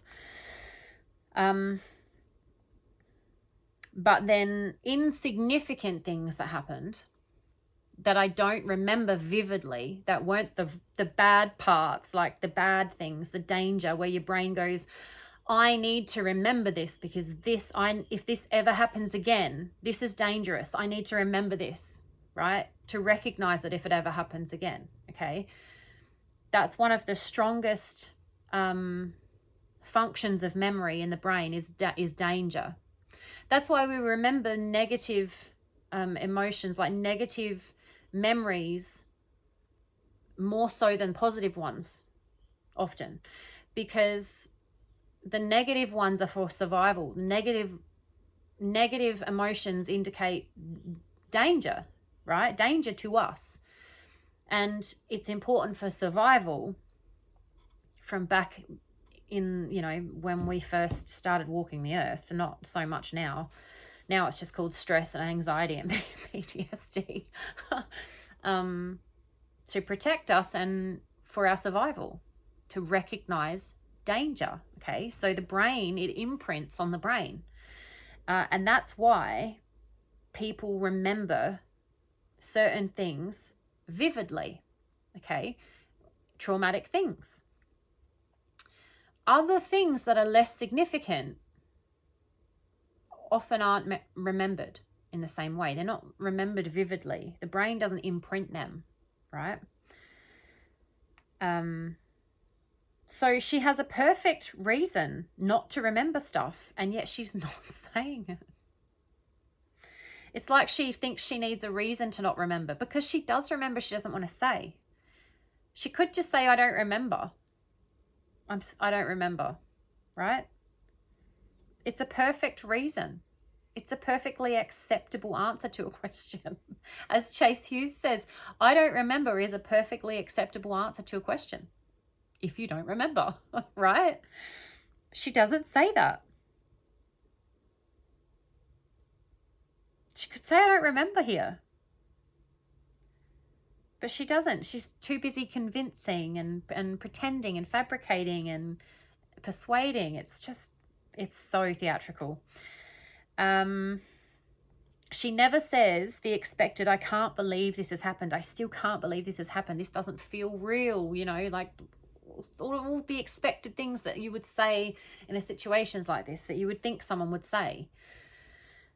And you can do an experiment for yourself with this stuff, with the expected versus the unexpected. So when we do a report, right, when we do an analysis, one of the first things that we do is, if we know the situation, like the general situation of what's happened, if there's been a crime or whatever, if we know the crime that's been committed, okay, for instance, would write down the expected language you would expect to hear, certain words you would expect, certain phrases, certain maybe overall sort of narratives that you would expect to hear in the situation. If you don't know the situation, obviously you can't do that.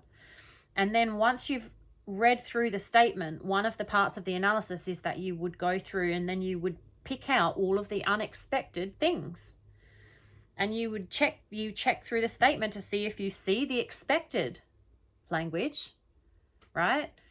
You know, if you see or don't see that, see or don't see that. And then you list all of the unexpected language that you find in the statement, all right? Because that's all important. You can do that activity yourself. You can write down right now, okay, so looking, Nicole, right? This is the situation. This is what happened. If you're watching this video, you know what's happened, okay? If you're watching this video and you, just because you are interested in statement analysis and you don't know the case, she was having an affair with a married man. He had 2 young children, I think 2 and 4, or 3 and 4, or 3 and 5, very young girls, and a pregnant wife. And he got rid of them to be with his mistress. Now, she says she wasn't involved, but there is evidence to strongly indicate she was, okay? To what extent, we're not sure. Right, so you're a mistress of someone who you either knew or did not know he was going to do this, but either way, he's done this. Now you're being interviewed by the police. What language would you expect to hear? Okay? Like I said before, I would expect for her to put all the blame onto him, to call him horrible names, to say, I can't believe this is happening. This doesn't seem real. I would expect to see shock. I would expect to, or hear shock. I would expect to hear her very heavily laying the blame on him, and the horrificness and the seriousness and the awfulness of this, what's happened. That's what I would expect to hear, right? And that's not what we hear.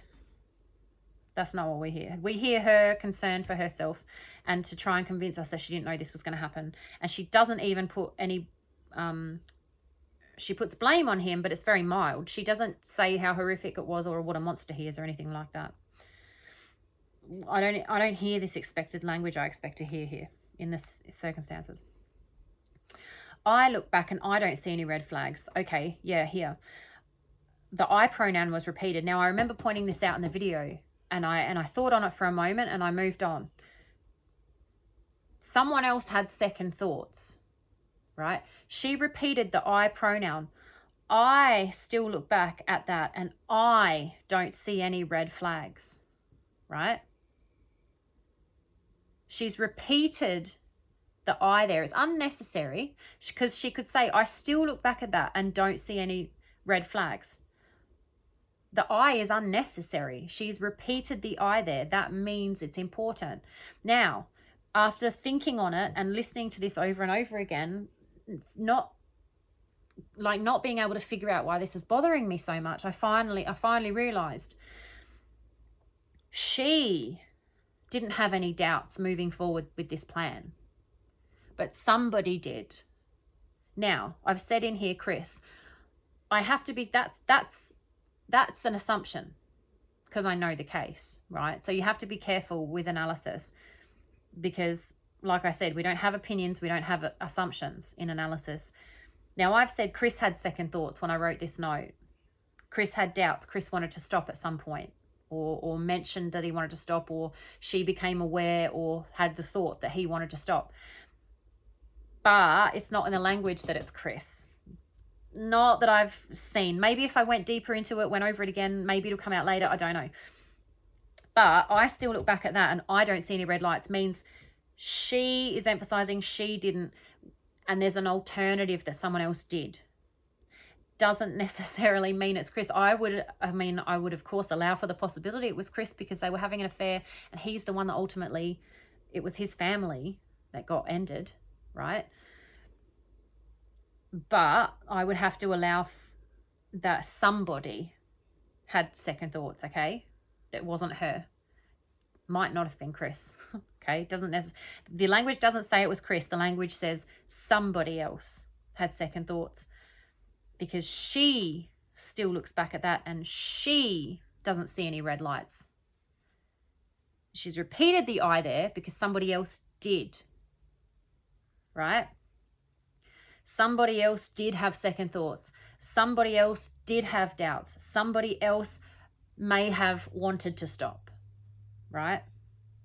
And I think that's really important, because I think that shows that she's the one that was driving this and pushing it, allegedly, in my opinion. Okay, so when she's asked to describe Chris, so we're moving on a little bit from that kind, severity softening.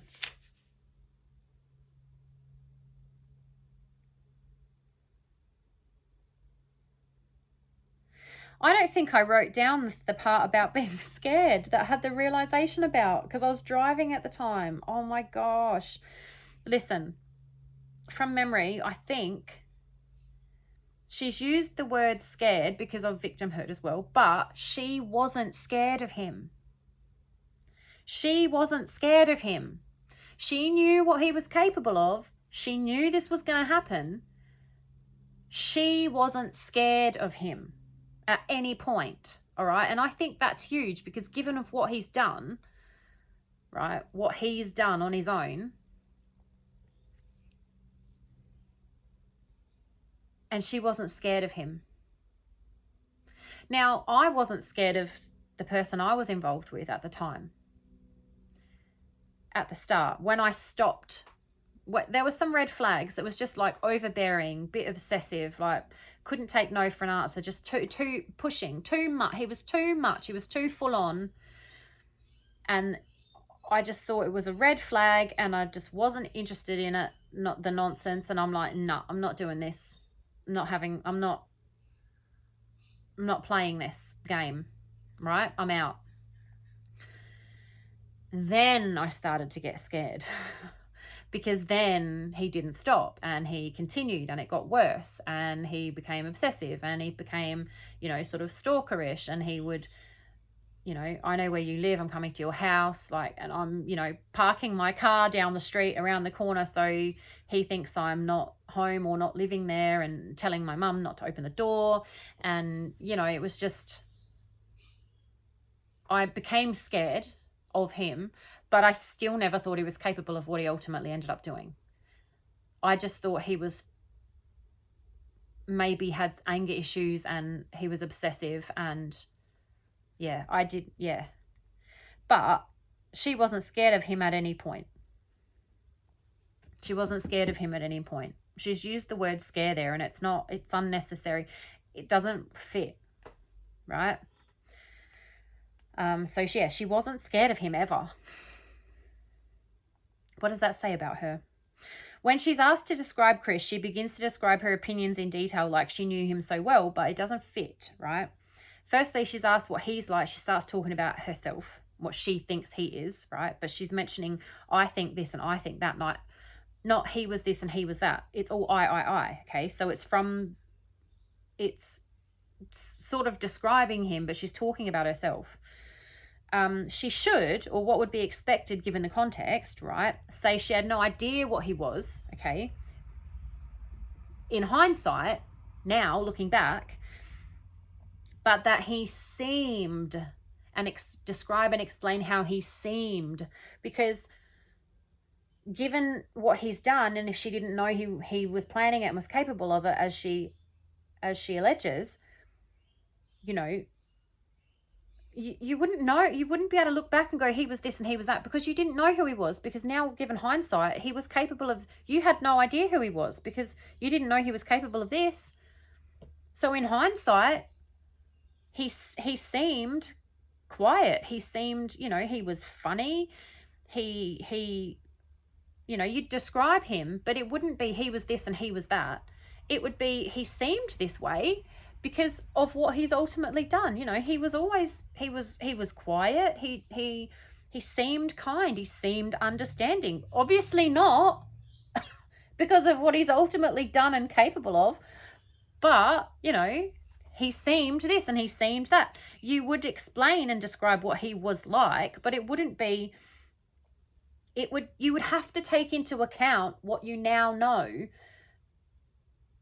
having, what you now know he's capable of and what he's ultimately who he is. This monster. But he seemed like not a monster, right? Or you wouldn't have been with him, right? Isn't this your story, your narrative? that you didn't know? Because if you'd known, right, you wouldn't have been with him, apparently. So it doesn't fit. The way she describes that doesn't fit.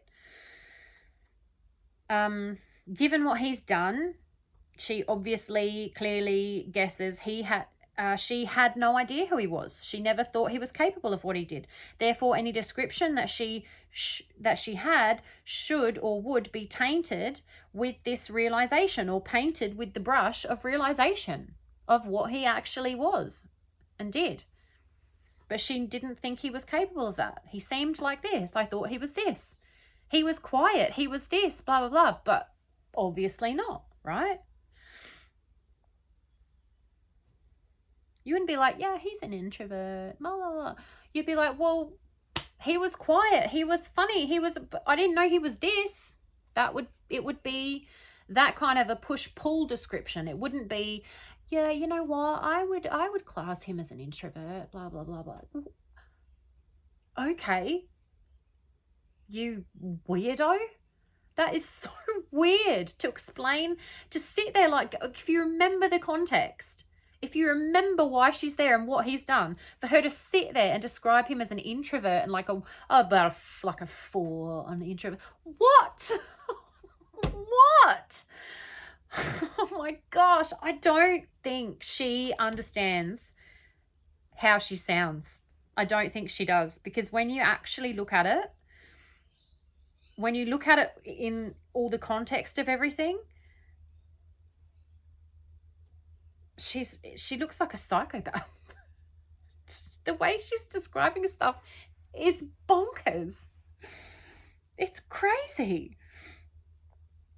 You know, she never thought he was capable of what he did. Therefore, any description she would or should have would be, like I said, tainted or painted with the realization of what he was truly like. She didn't realize or whatever.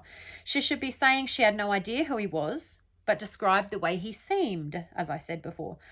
I would have to allow for the possibility she knew he was capable of this. And how would she know that? Because they planned it together, because they talked about it, because she knew, right? That's the only way she could know that he was capable of it. And if she didn't know he was capable of it, she should say that. And she doesn't. Allegedly, in my opinion. The word kind kept bothering me, okay? Kind. Because she wants to associate him and there's a constant theme that's running through her language, right? And I'm going to try and describe it, okay? And it's that they're joined, okay? So whenever there's a him, there's a her. I don't know if this is making sense. And the only way that can exist, right? Maybe not. I'm going to allow for the possibility that this exists because that's my analysis. My personal opinion is the only way this can exist is if they planned this together. They knew about this together. They talked about it, discussed it together. They planned it together, and they're a team, okay? They're a team. So the him is related to her every time. And this is why I said she puts blame on him, but she never says how horrific this crime was, how horrific the act was, what a monster he is. Because if she's associating those negative words and descriptions with the crime, she's automatically associating them to herself, because they were a team in perpetrating, organizing, covering up this crime, whatever, allegedly, my opinion. Hypothetically, okay? There's like an undertone of team. I don't know if it's team language. We'll pick up more as we go through, but there's an undertone of like a team awareness. Okay, and the awareness that I'm picking up on is her reluctance, right, to label, like to define or label or describe anything that he's done as bad, and also him as well. She's not labeling him as bad.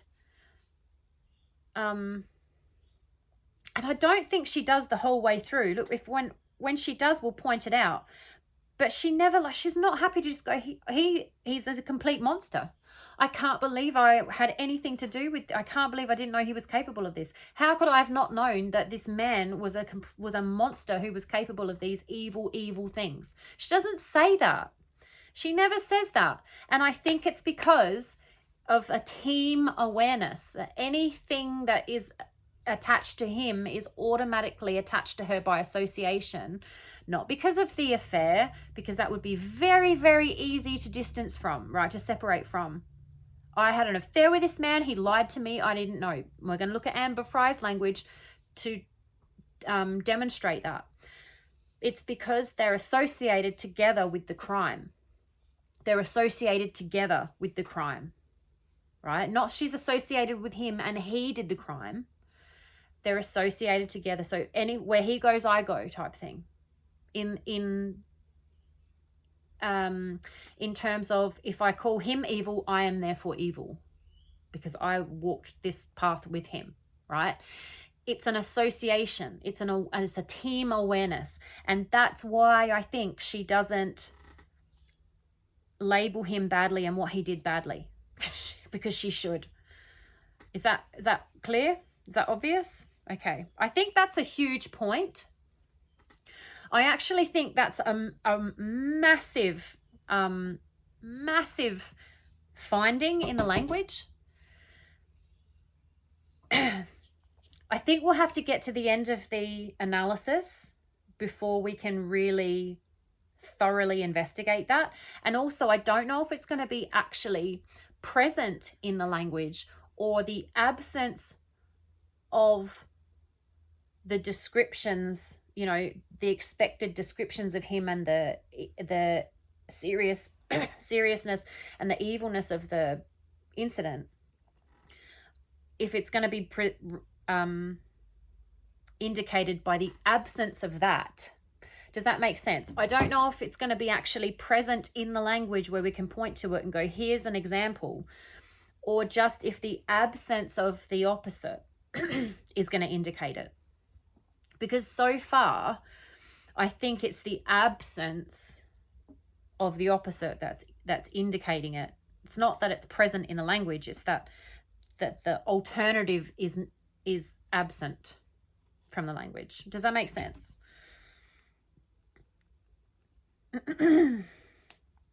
But yeah, I actually think that's a huge, because if that's true, which hypothetically, obviously, allegedly, this is all my opinion, that strongly indicates her knowledge and involvement. But language analysis isn't evidence. It's not admissible in court. So she doesn't have anything to worry about if I think that. I can think that. I can say that. And she doesn't have to worry because it means literally nothing in court that I've said that. It means nothing. But that's massive, right?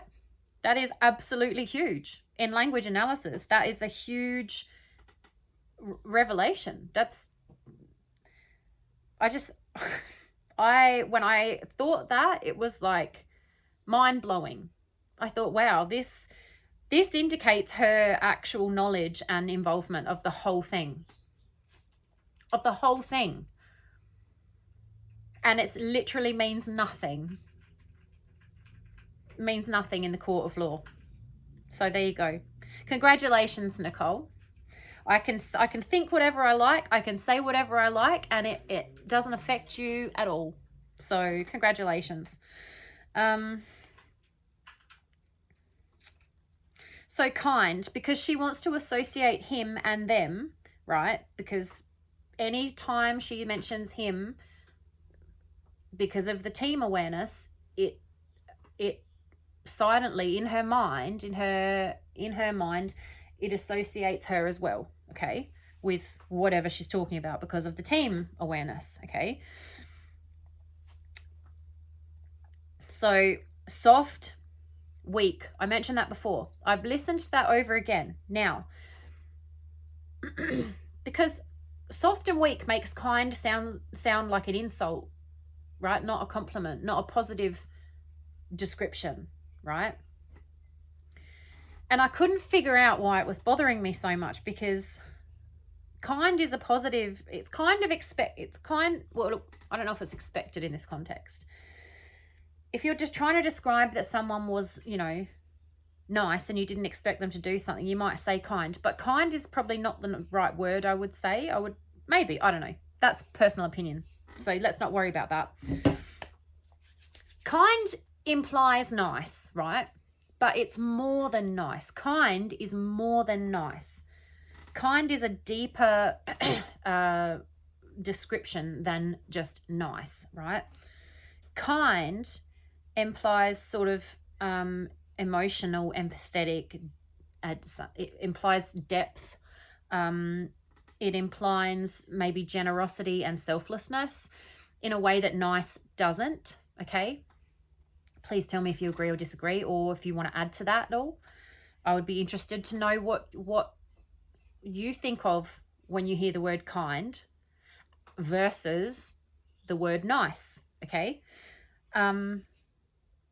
But it also, to me, implies sort of soft and weak. Not in that I think someone who's kind is soft and weak, but in that if kind is viewed as a weakness, right? If it's viewed as not a strength, then it would be soft and weak, right? Now, why do I think she wants to use the word kind and imply soft and weak? Because that's what I'm getting when I hear that in this language. I'm getting she wants the softness and the weakness to come across because she doesn't want him to be capable of what he's done. She's trying to imply that she didn't think he was capable of what he's done. And being kind, being soft and weak, you wouldn't think someone's capable of what's happened. And I think that's why she's chosen the word kind. That, look, it definitely, the language, it definitely indicates a narrative that she's trying to push. Like, she's chosen that word specifically to push a narrative that he was kind, that was incapable of what he did, all right? That's just a little bit of my personal opinion on why I think she's chosen that word, okay? Because she never actually says once ever that she thinks he's incapable of what he did. She thought he was incapable. I don't think she's ever said that in the interview. If I'm wrong, we'll point it out. But I don't remember her ever saying that. Now, severity softening. This is the big revelation. This was the big thing that I had, right? And I just covered it, and we'll touch on it again. So basically what I was saying before with the team awareness, overall, it sort of actually is present in the language in severity softening. So in the way that she, like I said, in the way that it's absent. So in the way that she's not emphasizing the horrificness of this situation, the circumstances, the incident, in the way that she's not emphasizing the monster that he must be to have done this, the way she's not emphasizing how she's shocked that he's capable of this, the way the what's it called, the outrage, the shock, it's missing, it's not there. And that is severity softening. Now, suspects often use severity softening when they're guilty of the crime or the accusation, because when they're in their mind, they're associating themselves with that act, with that crime, with that accusation. Because they know they did it, they want to lessen it. They soften it so it doesn't sound as bad. Instead of stole the money, I might take the money, right? Instead of kill them, I might hurt them. They reduce the severity. It's called severity softening. The absence of all of this I think is severity softening, and generally it's not always, there's no always except the two highest sensitivities, right? But generally because of guilty knowledge. That's generally why they do it. I don't know, there might be other reasons. There might be other reasons for it, but generally it's because of guilty knowledge because if an innocent person is denying something, they're happy to label it harshly and accurately because they're denying it. They're separating themselves from it. They didn't do it. That can be as horrific as you want it to be. That can be as horrific as it is, because I had nothing to do with that horrific, monstrous act that you're accusing me of. I did not do that, right? But if you did do it, you might not want it to sound as bad. So, that's a simple way of explaining it. So that's sort of how it is present. It's present in severity softening, but severity softening is sort of the absence of something else, but not really, because it's in descriptions and that. But in this language and in the context, the greater context of what I'm referring to in the team awareness, is that it is actually absent, because she's not being outraged and describing this in the most harsh ways, right? So it's not that she's describing it in less harsh ways, because she's actually sort of not. She's just avoiding that altogether. She's avoiding describing it altogether. Which to me, given the circumstances and the context, is unexpected. I think that's unexpected. I would expect her to lay the blame right on him. And this is disgusting. And I can't believe I had anything to do with him. I can't believe I was involved with someone who's capable of this. Again, that's what I would expect. I would, if you want to, you can write down the expected versus the unexpected in this situation, like I said before. If you want to, for your own sort of little experiment, and see what you find. See what you write down. See what you write down, and then as we move through this, when we get to the end of her interviews, we can check in with each other in the comments. Right at the end of the interviews, like when we get to the end of interview number 2 or whatever. We can do the phone interviews as well. Maybe you can do it at the end of interview number 1. Maybe you can do it again at the end of interview number 2 to see if she's actually said any of these things, maybe in the second interview when she's had time to think about what she's, saying, her story or whatever. When she's had another go at it, basically. She's had a second round, a second try. That could be interesting. You can put it in you can write it down just at home if you want, just personally, and just check it yourself. You can put it in the comments if you want, and we can go through it at the end of the interview. See if anything actually came out, or if maybe none of what you expected someone to say in these circumstances, maybe none of it is in there, right? If you want to make this a little bit more interactive, just for fun, I think that's the last thing I have without going back into other prior videos before the last, because the last 2 videos were basically focused on this, because I just couldn't seem to get past those things that were bothering me, and I think I'm okay with it now. I think I've got it, and we can move on. So we've started the next block where she's talking about him being an introvert. So in the next video, I'm going to continue on with that. I am surprised I actually really didn't have any interruptions today, except for sort of a couple with the cats, but it's been a good day. I'm glad that we got that out. I'm glad I've managed to record another video and I can finally put something out. But I didn't get anything out for the whole week because I was without my equipment. So that's really disappointing. I'll try and I won't be able to record now for 3 days. So whatever I put up for the weekend will now be the only weekend video. And then the next one will have to be the midweek video, but that's okay. That's all right. It was only a few days. It's a few days late, and then we'll sort of have to just miss one, but that's all right. I'll try and put out an extra one next week. We'll see how we go. Thank you so much for being here. If you've made it to the end, thank you for making it to the end. Sometimes I know these ones can be a struggle, but you know what? If you have to stop it and then come back to it later, stop it and come back to it later. I do that all the time. It's not, I know what it's like to listen to her. Sometimes you just have to turn it off and come back to it because it's too much. I don't know how she mustn't have talked like this all the time, because how did she have boyfriends or friends or anything? Because I couldn't sit and listen to this woman. I couldn't hang out with her if this is what she's like. I couldn't deal with it. But anyway,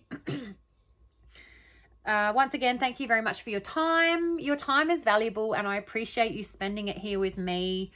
And I can't wait for the next one. It's been almost 2 weeks that I haven't had my equipment, so I haven't done a video in like 2 weeks. So I've really missed it. And I'm just glad to be back, and I'm glad to be moving forward and progressing with this.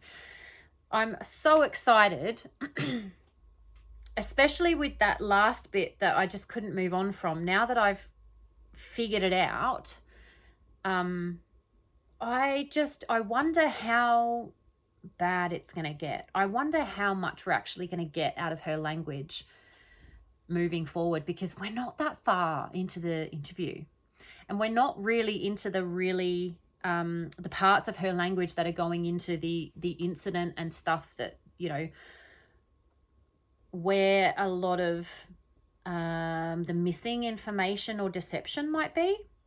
I mean, it's already started, but she's only been talking about, you know, where they met and stuff. So I think it's going to get a lot more interesting. But thank you very much for being here. Like I said, I can't wait to chat with you in the comments. I appreciate each and every one of you, and I will see you very soon in the next one.